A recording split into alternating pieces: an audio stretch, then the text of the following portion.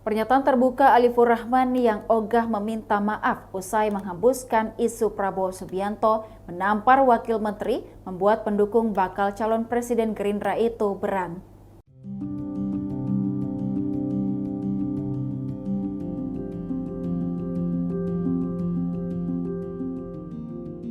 Mereka pun menegaskan tak akan ada ampun untuk Alifur Rahman. Ketua Umum DPP Prabowo Mania 08, Immanuel Ebenezer, menegaskan tidak ada pintu maaf pada Alifur Rahman soal isu capres tampar wamen. Menurutnya, Alifur Rahman sudah sangat menantang, sehingga tak akan ada upaya mediasi atau penerimaan maaf dari relawan Prabowo.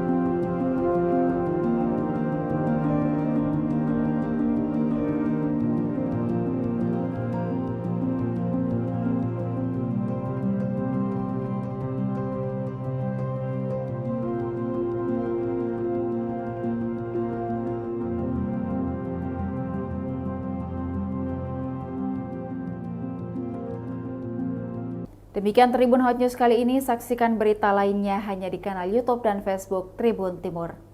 Terima kasih sudah nonton, jangan lupa like, subscribe, dan share ya!